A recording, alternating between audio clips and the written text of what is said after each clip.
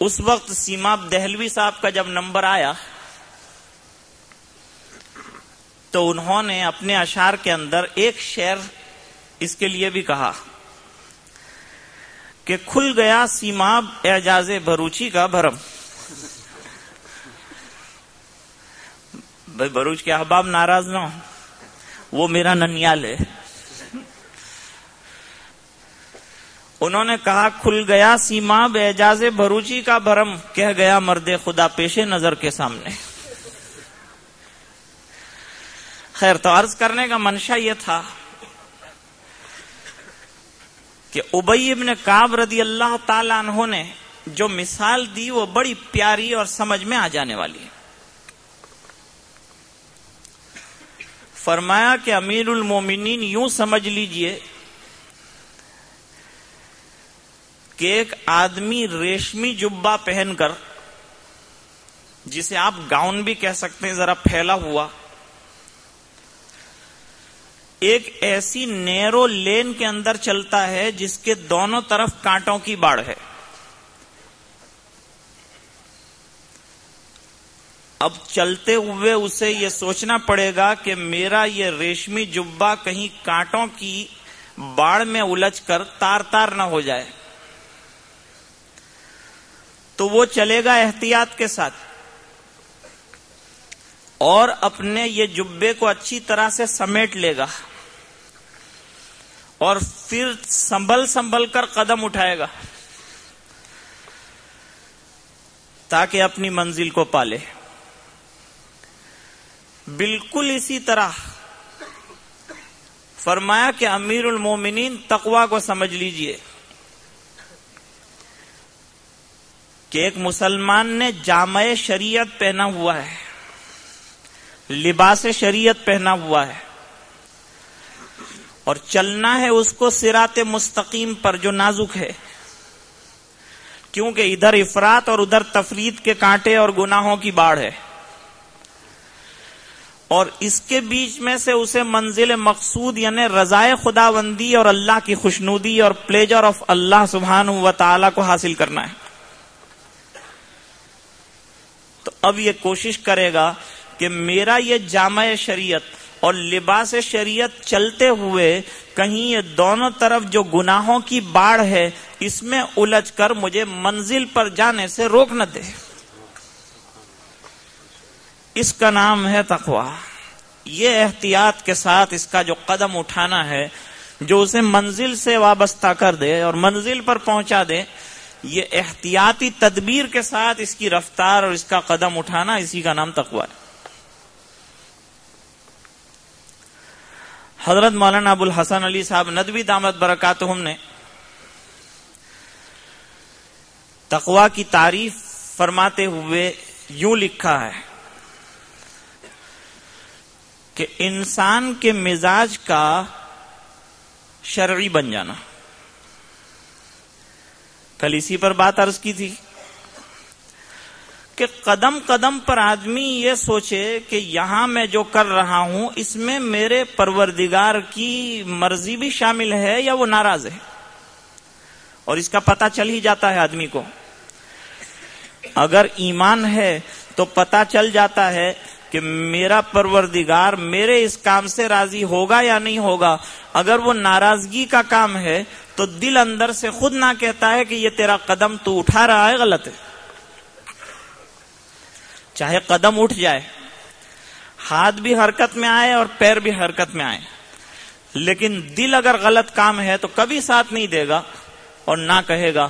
اس بنا پر لکھا مشائخ نے کہ دل جو ہے یہ سب سے بڑا مفتی ہے. کوئی کام کرو تو ذرا دل سے پوچھ لو، لیکن دل بھی دل ہونا چاہیے، لائٹ کا بل نہیں ہونا چاہیے. تو پھر جو ہے وہ برابر فیصلہ سنائے گا اور کہے گا کہ یہ صحیح ہے یا نہیں.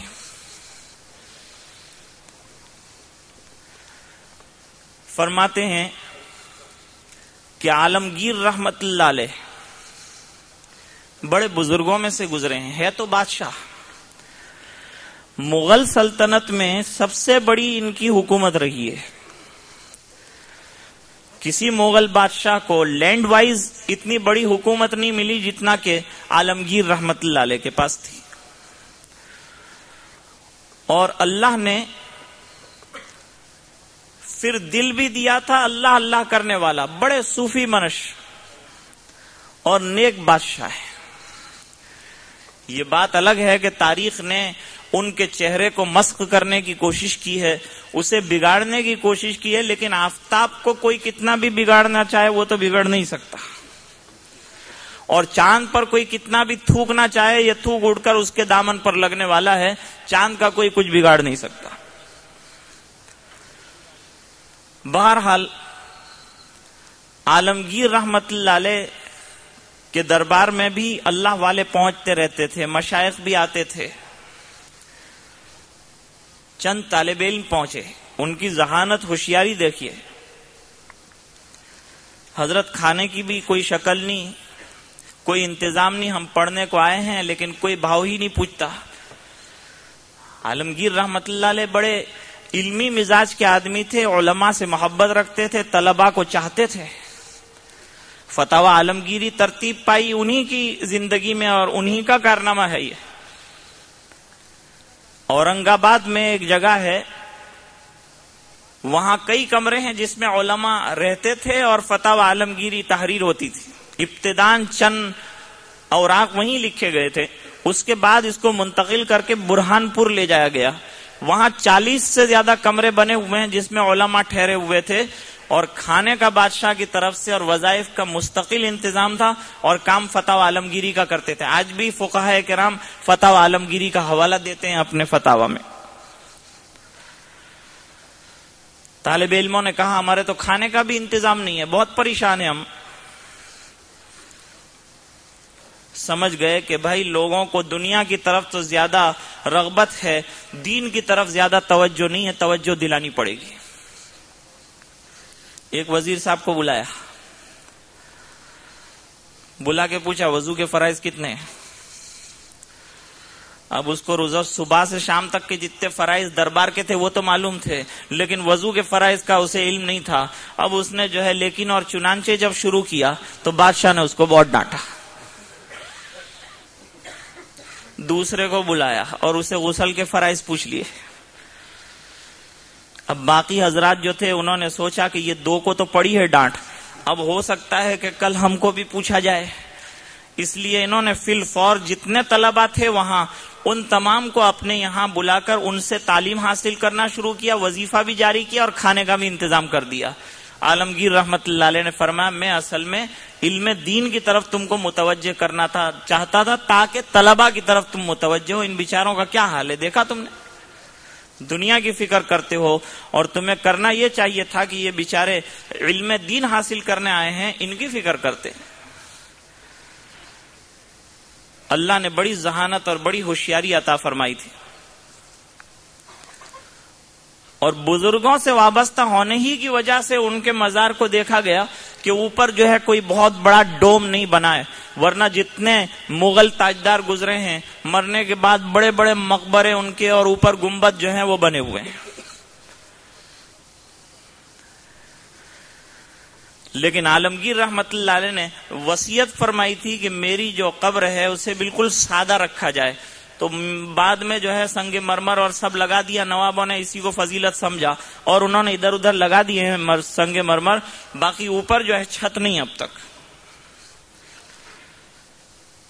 عالمگیر رحمت اللہ علیہ کے یہاں ایک وزیر صاحب تھے، انہوں نے اپنے کسی شیخ کی بزرگی بیان کی کہ وہ بڑے متقی اور بڑے پرہیزگار ہیں، بڑے نیک ہیں۔ ہمارے حضرت والا نے بھی یہ واقعہ بیان کیا تھا، جس سے بتلانا یہ مقصود ہے کہ شریعت والا مزاج بن جانا اس کا نام تقوی ہے۔ اکثر تو لوگ یہی سمجھتے ہیں کہ تقوی یہ تو موٹا لوگوں نو کامیں کہ تو جنید بغدادی نو کامیں تو غوث اعظم رحمت اپنے اندر کہیں نہیں کہ مولانا છે ને એ કર હે બધું۔